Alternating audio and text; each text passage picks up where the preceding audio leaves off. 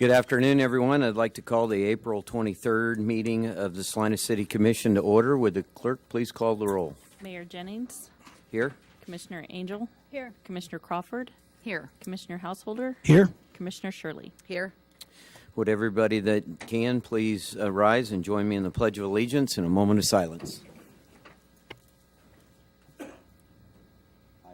allegiance to the flag of the United States of America and to the republic for which it stands, one nation under God, indivisible, with liberty and justice for all.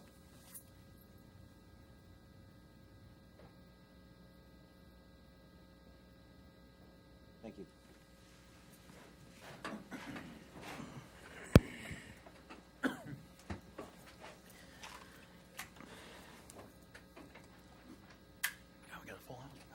This is the time in our meeting, an opportunity for the citizens of Salina that so wish to come to the microphone to please step forward with any of your comments and concerns you might have. Please state your name and your address before you make your comments.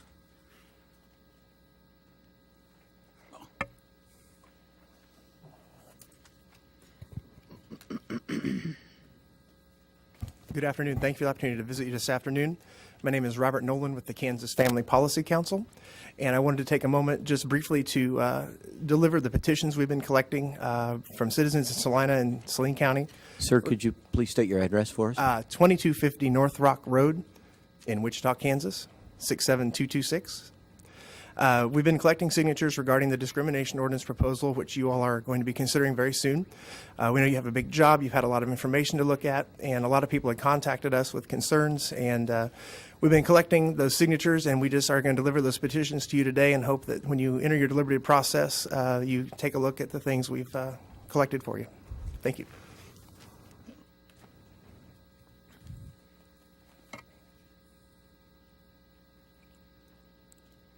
Thank you. My name is Hugh Irvin, 1127 East Ellsworth Avenue, and looking around here, I see I'm wearing the wrong uniform. This will be pretty quick. I heard multiple times that there's going to be a web page published with the frequently asked questions for the Chapter 13 amendment question, and I've been checking and have not been able to find a web page for the frequently asked questions. Is it going to be published?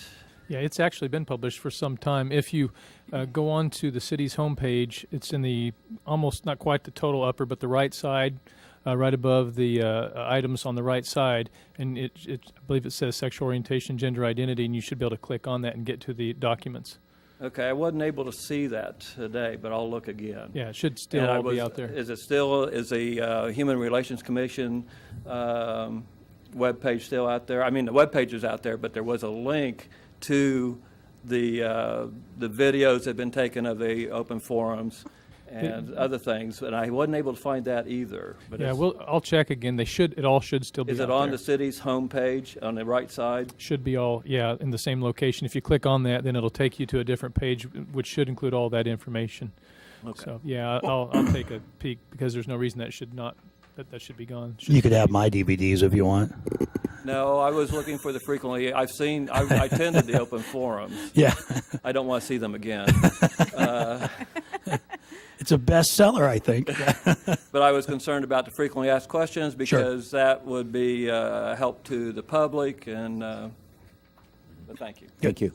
So front page, Jason, is that right? Yeah. Okay, good. Yes. Okay, thank you.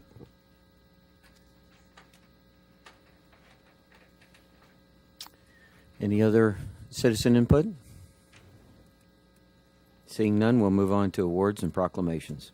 Item 4.1, the week of April 23rd through 27th, 2012, as National Work Zone Awareness Week in the City of Salina. Kent Johnson, City of Salina Civil Engineer 2, will read the proclamation. Proclamation of the City of Salina, Kansas.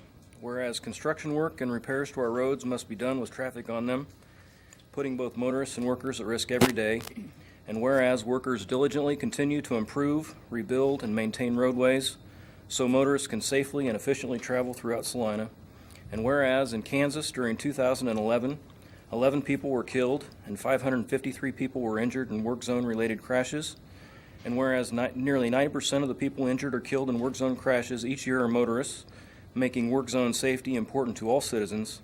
And whereas many of these fatalities and injuries were caused by inattentive driving, following too closely, and speeding in construction zones. And whereas, to reduce fatalities and injuries, motorists must remember to set aside distractions, be extra cautious, and give work zones their undivided attention when traveling. And whereas, safety on the roads is a shared responsibility, and we all must do our part to keep our roadways safe. And whereas, the City of Salina is dedicated to enhancing work zone safety for both road workers and motorists. Now therefore, I, Norman Jennings, Mayor of the City of Salina, do hereby proclaim the week of April 23rd through April 27th, 2012 as National Work Zone Awareness Week in the City of Salina, and I call upon all citizens and civic organizations to acquaint themselves with the issues involved in work zone safety and to recognize the contributions which public works officials make every day to our health, safety, comfort, and quality of life while working under these adverse conditions. In witness whereof, I have hereunto set my hand and caused the seal of the City of Salina, Kansas to be affixed this 23rd day of April 2012. Excellent. Mr. Johnson, what activities are centered around this week? Absolutely none. We're just going to work really hard in the work zones. You going to have the city commission wear any bright apparel or anything to promote it? All the support we can get, we'll take. So, Excellent. I have a signed copy of your proclamation.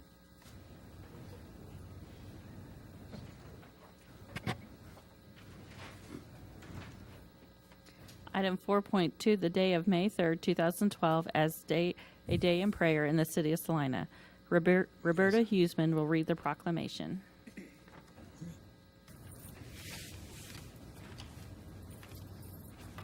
Hello, Hi, Roberta. I'm Roberta Huseman, 305 South Pine Ridge Drive, Salina, Kansas.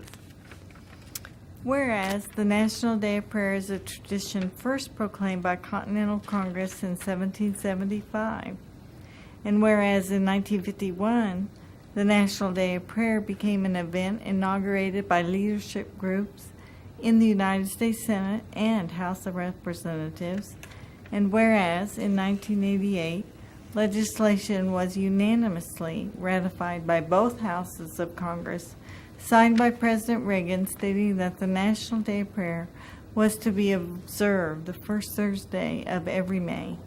And whereas this year will mark, and there's a mistake here, it's the 61st annual consecutive observance of the National Day of Prayer. And whereas it is fitting and proper to give thanks to God by observing this day in the City of Salina, when all may acknowledge the blessings and express gratitude for them, while recognize the need for strengthening religious and moral values in the city, state, and nation. And now, therefore, I, Norman Jennings, Mayor of the City of Salina, do hereby proclaim May 3rd, 2012 as a day of prayer throughout the City of Salina, and I urge citizens to observe this day in ways relevant to its importance and significance. Ms. Huseman, tell us about activities that are centered around the National Day of Prayer this year. Well, we are not going to have a prayer breakfast at the By Center like we have for the last 17 years. But this year we're having a prayer service, and it will be at St. John's Lutheran Church, which is basically right here downtown. And that's at 302 South 7th Street. And it will be from 7 to 8:30. And we will just actually be praying. There are no tickets to buy. Just be praying for our city, our state, and our country. Excellent. At that time. There will be coffee and donuts afterwards, but there will be no sit-down breakfast. Okay. Thank you. So- I have a signed copy of your proclamation. Okay.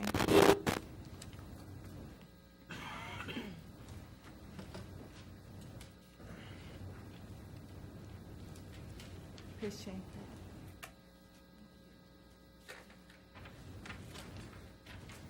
that. That's good.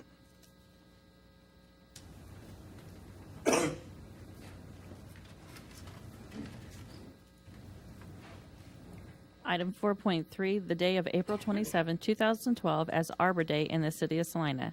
Jerry Holtz, Tree Advisory Board Chair, will read the proclamation.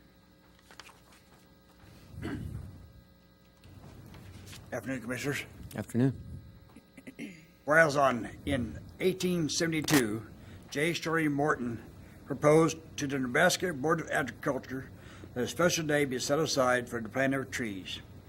And whereas this holiday, called Arbor Day, was first observed with the planting of more than 1 million trees in Nebraska, and Arbor Day is now still observed throughout the nation and the world. And whereas trees reduced the erosion of our precious topsoil by wind and water, cutting heating and cooling costs, moderate the temperature, clean the air, produce oxygen, and provide habitat for wildlife. And whereas trees are a renewable resource, giving us paper, wood for our homes, fuel for our fires, and countless other wood products. And whereas trees in our community increase property values, enhance the economic vitality of the business area, and beautify the community. And whereas trees, wherever they are planted, are a source of joy and spiritual renewal.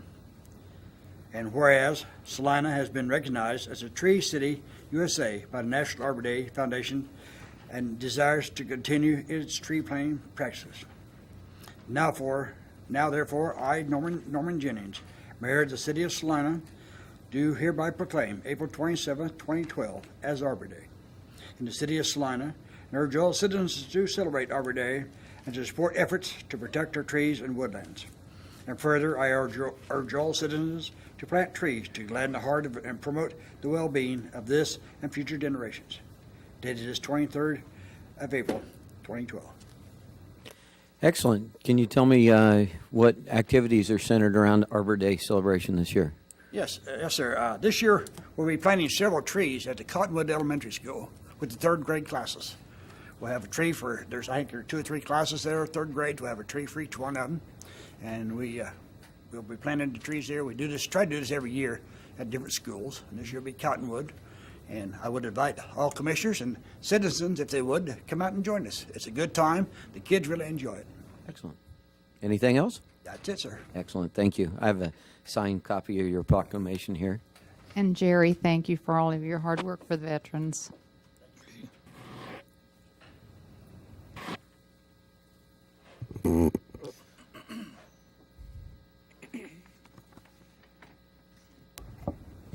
Now we move on to public hearings and items scheduled for a certain time. Mayor, real quick, if I could clarify on the question that was brought to you earlier on the website, just for those at home. I did have a chance to check, thanks to technology and our hips now. And the link to that sexual orientation, gender identity information is still on the main page, the home page, and the information is still attached to that link. And just for those who may be watching, that's www.salina-ks.gov. So www.salina-ks.gov, and they should be able to find that information. Excellent. Thank you. Item 5.1, public hearing on the 2011 special assessment projects. Sub-item 5.1A, second reading ordinance number 10,633. Mr. Stack. Thank you, Mayor. Thank you, Mayor and Commissioners. This is the day for the public hearing for the special assessment project from 2011. On April 2nd of this year, the City Commission received a final breakdown of the costs for this project. And following a review of the project, the City Commission scheduled a public hearing for today and instructed the city clerk to publish a notice and notify the property owners within the benefit districts of the public hearing. Summary of the finances is on the blue sheet. $2.8 million is the property owner's share, with the $157,000 for the city share.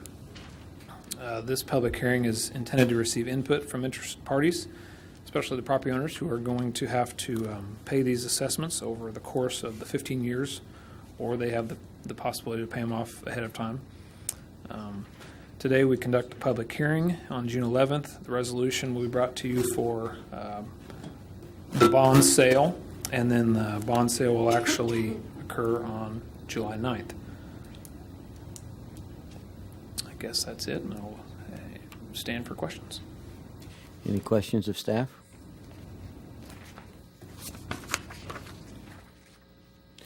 Look for any public input at this time.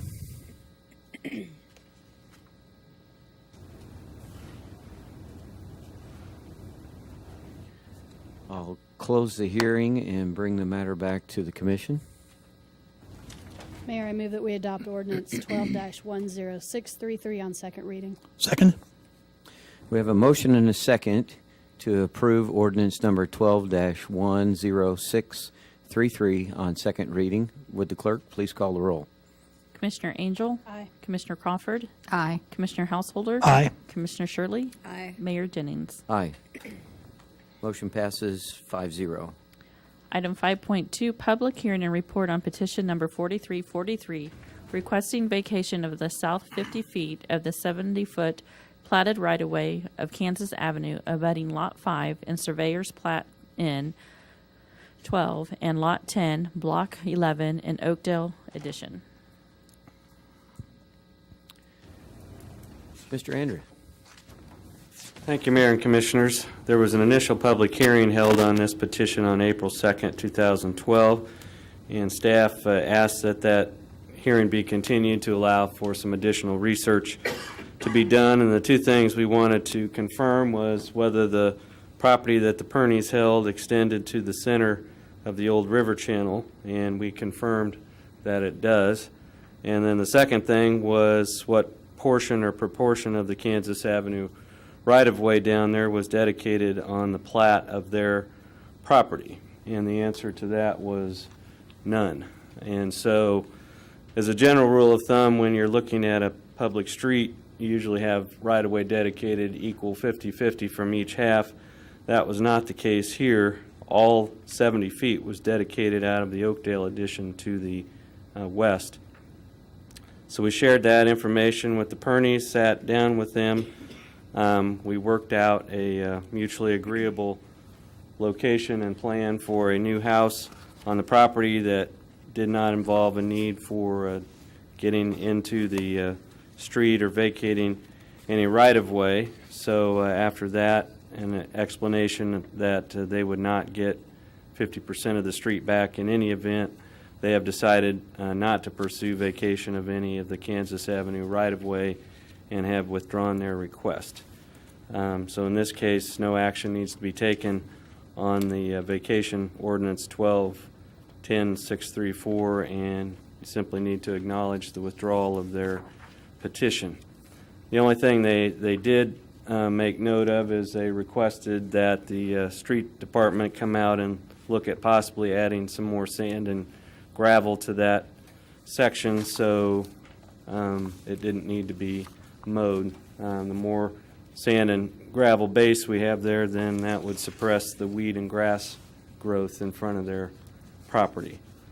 So that's what the surface looks like today. It's kind of a mix of grass, gravel, and sand, and that was their only request, that if it is retained by the city, that some additional surfacing be placed there. I'd be happy to address any questions that you have. Is there any questions of staff at this time? If not, thank you.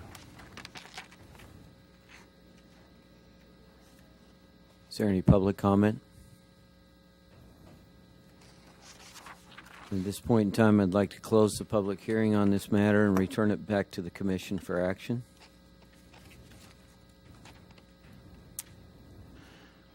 Seeing a lack of action, we would just like to make note that the petitioner has vacated this request, and no action has been taken at this time.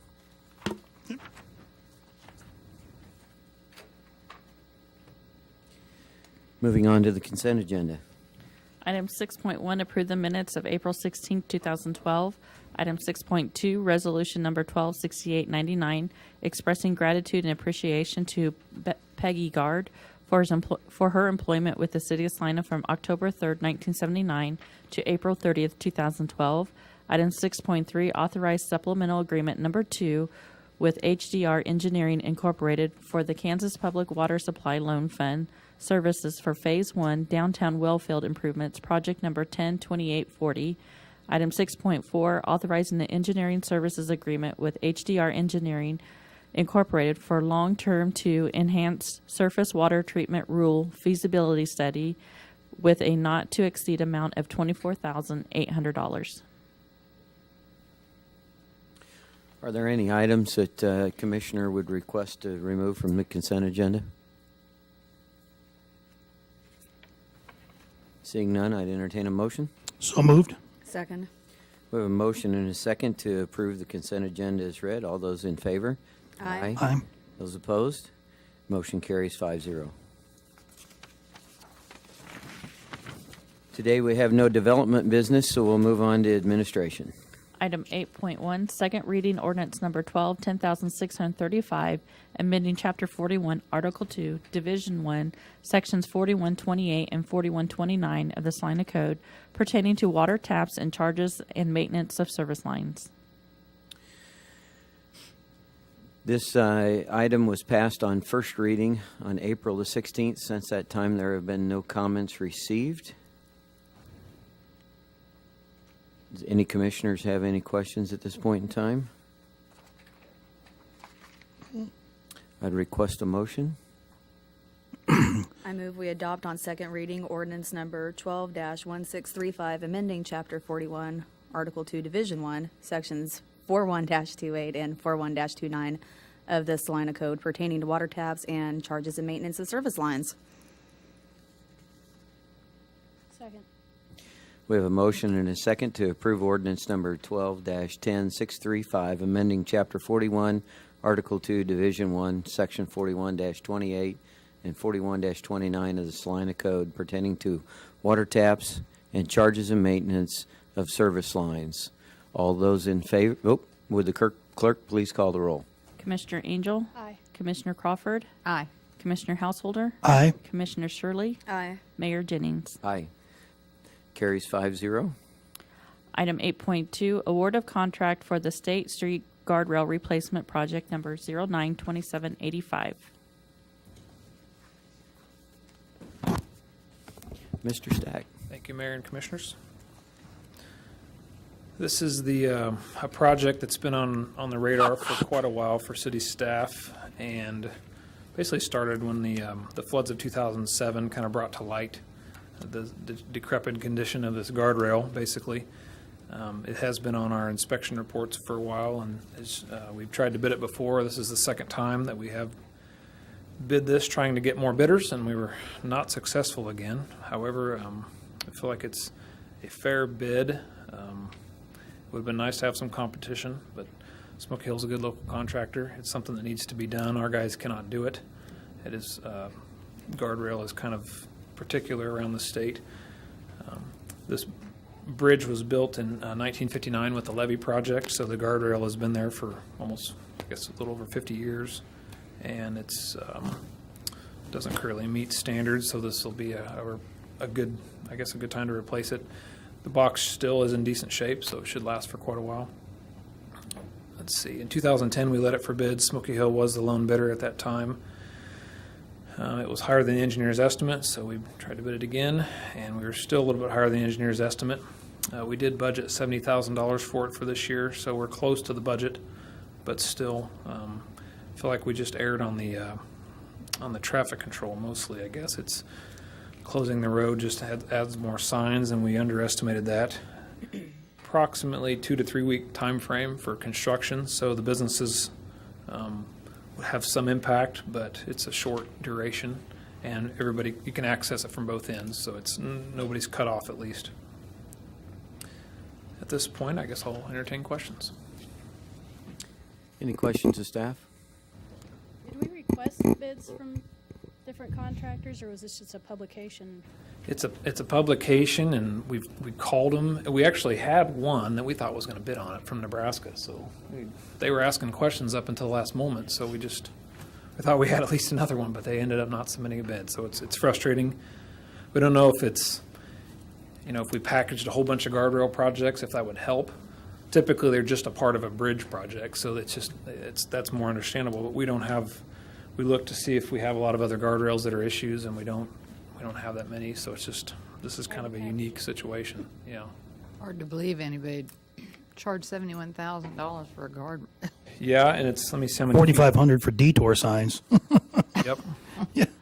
Yeah, and that is something we did talk about here, because it seems like a lot, but Smoky Hill talked to us about that and said they have to hire somebody out of Wichita to do the detour signs. So Maybe they we don't could buy have some that. and rent them. Mm-hmm. Maybe I get in the detour sign business. Pays better than city commission business. This is 300 feet of guardrail, is that right? So it's quite a bit of guardrail. Dan, I have a question for you. Yep. In the inspection ratings, the 2011 inspection ratings, you have 6 out of 8 overall and 5 out of 8 for structural, and the 6 out of 8 is considered fair and 5 out of 8 structurally fair. And I guess I would have expected, when it's later referred to as inadequate and damage, that those ratings might be lower than that. How do you reconcile the rating numbers to the actual condition that you're referring to? I guess the question is, when you have like up to 8, if 5 out of 8 is fair, generally fair, what's 4 out of 8, and do you really need 8 ratings? Does 4 get you need to replace it? You see what I mean? Yeah, that's a good question as far as the ratings, and I'll have to defer to Kent on that because I don't know exactly. Yeah, isn't that nice? You're here. That's why I wanted you to stay. Because ultimately, there's Yeah. a question is, I see that, I drive by there all the time. I haven't even paid any attention. Not that gets you anywhere as far as what the real condition is, but if it's 6 out of 8, 5 out of 8, if it's still considered fair, there's a question of how bad is the need truly to replace it based on those ratings, and I don't know if there are other factors.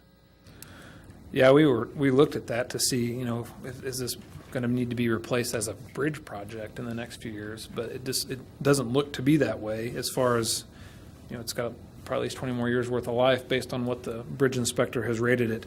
It's been these same ratings since 1985, so it kind of went from an 8 to a 7 to a 6. Rather, I guess I should say quickly, but the first inspections we have are from 79. So in 1985, it became these same ratings, basically. So we were surprised to see it hasn't really deteriorated much in 25 years, I guess. And the things that are the issues are the wing walls, and guardrail is one, the ends, so not the part that people drive over. So wing walls are typically the thing that fail, and they do cause the ratings to go down, but if nothing else declines, then that's as low as that's about as normal as it'll get until the actual deck gets to be a problem, or the part where you're driving over, which is the part that concerns. Yeah, and I guess I Traveling didn't public. read this properly. It says a culvert remains structurally sound, and those Correct. are culvert ratings, not guardrail ratings. Correct. Okay. Yes. My mistake.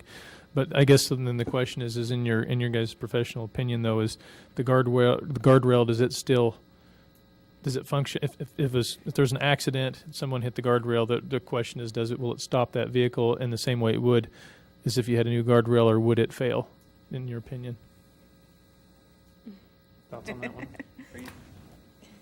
The current guardrail is bent, warped, and almost laid over, so Okay. it wouldn't take a lot for a car to actually, Okay. it's not to the right height, too, is it? Very low. It's very too. low. If you drive by it, you'll see that it's almost just barely above the pavement. So the installation of it's kind of obsolete from where it should be, at least today as well. Today, right. And if it wasn't leaning over, it'd be better, but it's still pretty out of date and non-standard for a guardrail. We couldn't find when it was hit. I guess that's the thing, is it's been, these ratings look to have been about the same for the guardrail for quite a while. So you look at the pictures and you go, was it hit, or did it just get hit again? Did somebody just scrape it and, drive on? Because we didn't find a lot of accident reports.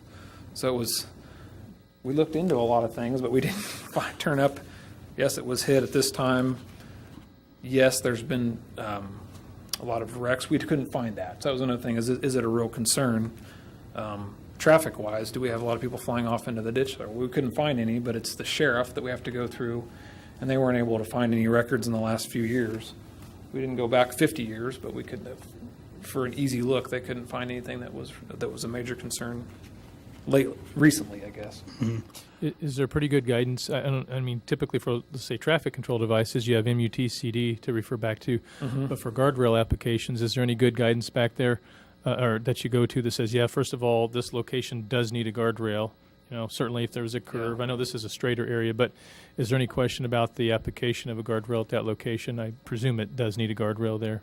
Okay. It does. It's a very narrow road. Most of the time in today's, if you drive by a lot of bridges today, they either have a sidewalk or they have clear zones off to the side. They're just longer. People just make them longer. They don't. This one is what is it, a 24-foot wide road and probably it's not much wider than the road. So it's normally you make them a little bit wider. You just, the county, we talked to Neil Cable about how do they deal with guardrail, and he said they just do them when they have a bridge project, but they try to make them long enough so you don't have to have guardrails. So this is just an area where if we could lengthen the box, that would help, but it's a monster it's a double 16 by 20. So it's just a huge box culvert that was put in when we had levee. So the roadside design guide has answered your question, Jason. They do have pretty strict requirements on guardrails. However, 1959 they didn't have that, so that's why it's been this way for that long. Mm-hmm. Did I hear you say the guardrail is connected to the culvert inspection, so with installation of a new guardrail, these ratings might increase? Or are those totally separate, the guardrail separate from I don't know that. culvert rating? I think they'd be separate. I don't think the structural rating of the culvert has anything to do with the guardrail. They have ratings on, what is it, roadway, alignment, geometry, structure. There's a lot of things. So they rate all kinds of things, and the guardrail is part of the rating, but not for the culvert, actually.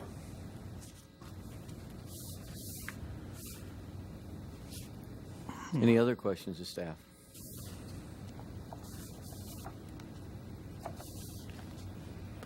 Thank you, Dan. Thank you. Any public comment on this matter? Seeing none, I'll bring it back to the commission for further discussion and action. Mayor, I move that we award project number 09-2785 to Smoky Hill LLC in the amount of $71,900 plus a 3% construction contingency of $2,157.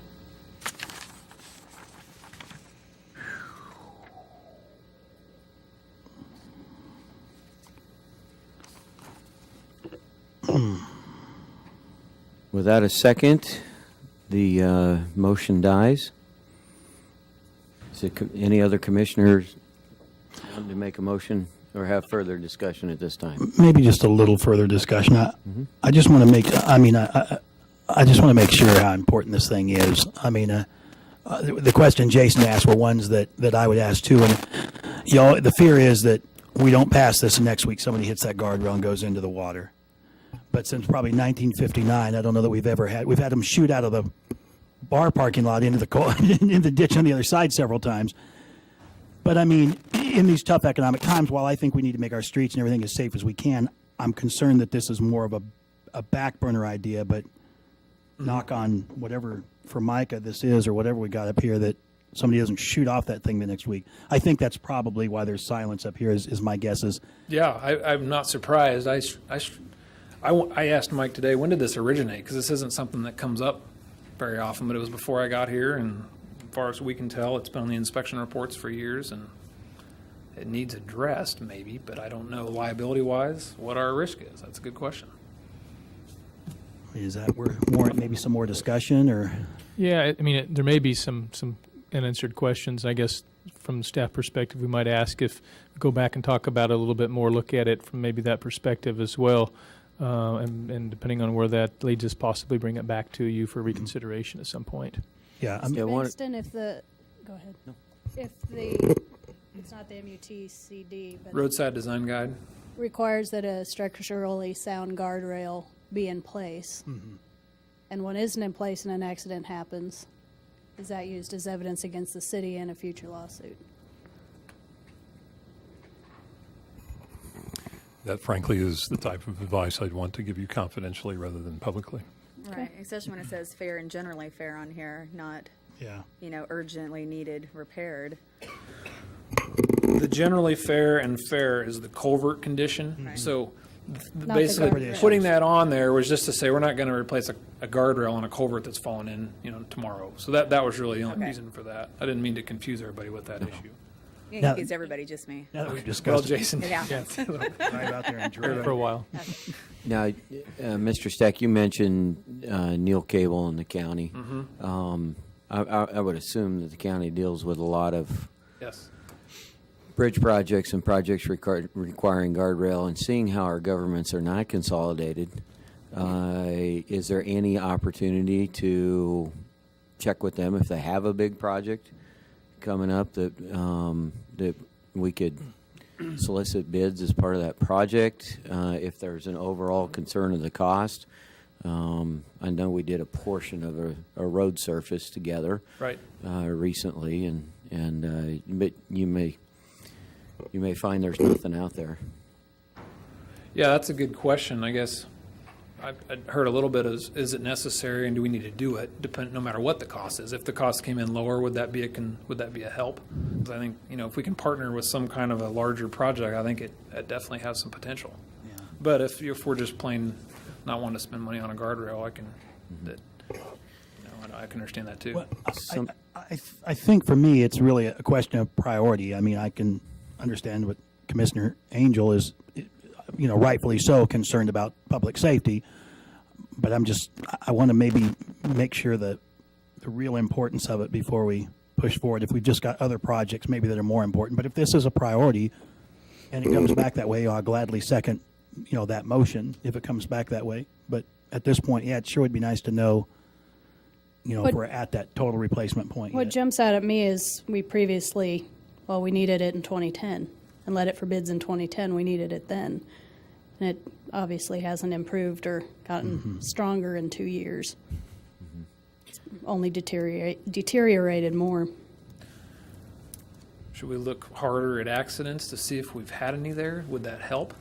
Would that be something? No, that's not really going to draw. Yeah, that gonna wouldn't matter? change me. I just want That's to, if fine. it's important and the state statute kind of says we need to take care of it, then we need to take care of it. But if it's not a priority and Okay. We could come at the quote or bid, I suppose, is active for how long? Good for 60 days. So Days. we've So got we have till the time. we've got till the next meeting basically. Okay. If commission's okay with us bringing it back in a week or two, we'd like to take maybe a little broader look at it if we could, if that's okay. That'd be good. And Okay. then in the meantime, we should get an answer to the legal question during an executive session as well. Sure. Okay. Thank you. Thanks. Any other questions?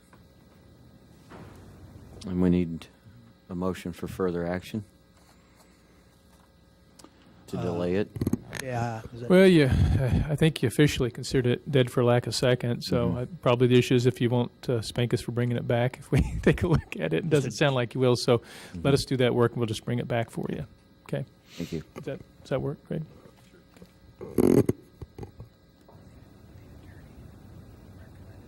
Item 8.3, resolution number 126901, adopting the Section 3 plan to comply with the 24 CFR Part 135 of the U.S. Department of Housing and Urban Development. Mr. Hobby. Thank you, Mr. Mayor. Mayor and Commissioners, we bring before you today a resolution requesting your support of a Section 3 plan for our housing urban development project. As you know, we have accepted a home grant, rehabilitation grant through the Department of Housing and Resources Corporation, and we are now requested by our North Central Kansas Regional Planning Commission to adopt a Section 3 plan to make sure that all the potential employees, the potential businesses that work with the project for the rehabilitation of these houses are within the workforce area, actually our grant area, and making sure that each contractor has reasonable efforts when they get into the employment and use of businesses within the area. This Section 3 plan has been vetted through the Human Relations Department, and we multiple questions to make sure that we were required to make this type of a statement. And it's our understanding that any time in the future that we're going to get into housing projects such as through HUD or EPA, CDBG grants in the future also require us to adopt the same type of a plan. So we bring for you today this plan, Section 3 plan, that actually puts us in compliance with housing and urban development for this project. I'll be more than glad to stand for questions. Any questions of staff? Okay, Mr. Hobby, the way I read this, to condense it, is Section 3 requires us to contract with employers who employ low-income Salinans. So to me, we're encouraged to contract with employers who do not pay their employees enough to not be considered low income. we're supposed to make, the contractor is to make reasonable efforts to make sure that his employees, the new employees for the new project, are low to moderate income employees. It doesn't require that every employee working for that contractor firm today be a low to moderate employee. So does this require that he hire new employees to do No, it does not require him. If he does hire new employees, or if he contracts with businesses, then he is requested to look at and try to get bids from businesses in the project area or those with low to moderate income. So even though the policy statement says we're providing equal employment regardless of economic status, that's not really the case. It would be for all new employees, yes. It would not be for new employees, because we're encouraging a specific economic status be hired.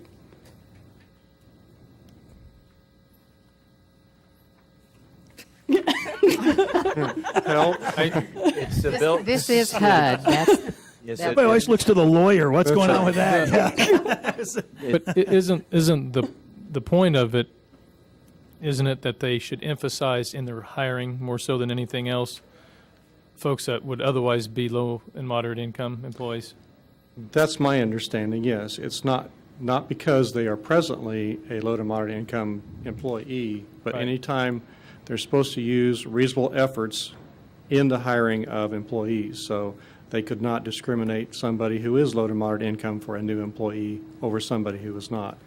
Again, when you get in a construction business, you're going to be looking at people who are qualified to do a specific job and more than you are some of the other efforts. And lots of times in construction, they're seasonal, so. Very much. Mhm. Yeah, that's a very, very good point. Whereas with the project, you might be above that low to moderate income for that time frame, which is what they really want. They want to enhance the wage level, Employment. but during the year, it may not be, unfortunately. So really, what Commissioner Angel's bringing up is our overall policy, sort of as a city, says it's. I see. I can't reconcile the it's, two. It's counterproductive. It basically says it's like saying we won't regard to race, but we're only hiring black people, or we encourage you to hire Asians, or it's kind of what she's saying is it says with no regard to economic status, but then this policy says, oh, by the way, we encourage you to hire lower to moderate income people. I mean, I don't think it's. I could easily be wrong in this regard. I'll qualify that, But he's willing to take a shot. I'm willing to take a shot. If you read the tail end of the policy statement, I'm not sure that it's speaking specifically to employees. It says that they'll implement this policy through the awarding of contracts to contractors, vendors, and suppliers to create employment and business opportunities for residents of the city and other qualified low and very low income persons residing in low, moderate income areas. So I think it's trying to target city subcontractors that either have employees within the city of Salina or other low to moderate income areas rather than an employee by employee income criteria. Well, it says both, qualified low and very low income persons who reside in low to moderate income areas. And then if you go to page 4, the resident hiring requirements, the city of Salina has adopted a 10% goal for resident hiring that is to be used on construction contracts. So I think we would be compliant with 10% of hiring for Salina residents, regardless of income. But I guess it sounds a little bit like an out, but this is also template language that we're provided. I don't know that we have a lot of discretion. Mr. Hobby, you'll be the one that's, or your department will be the ones that are kind of overseeing this, is that correct?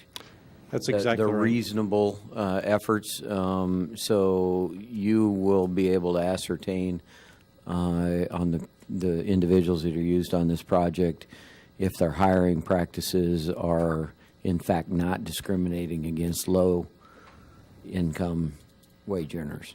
That's exactly right. Along with the North Central Regional Planning Commission, we'll be sending out all the bid documents to all the contractors, have pre-construction meetings, and they will be notified and given a copy of this plan as well to make sure they understand they have certain compliance requirements within the plan to meet before they can actually be a bidder for this project. Okay. And it's not asking that you turn a blind eye to qualifications. In other words, somebody that comes in that has really not the background, but they're have a low income wage, then the contractor's forced to be handicapped, so to speak, with the employee in order to pacify the contract language. I believe you're correct. Mm-hmm. That was, I think, the crux of my main concern.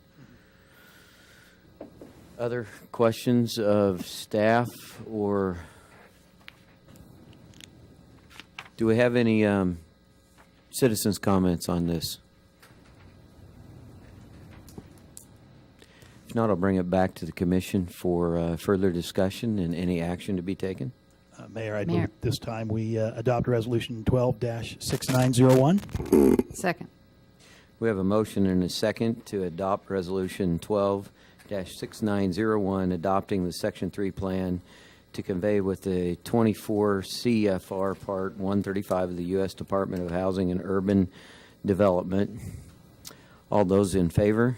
Aye. Aye. Those opposed? Motion carries 5-0.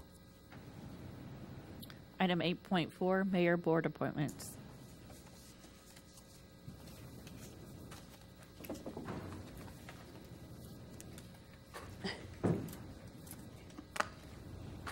We just need a motion to approve the board appointments.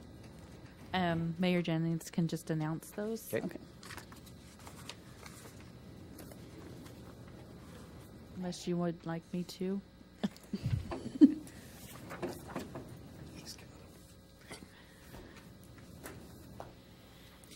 Following are the board appointments as revised for the city commission members.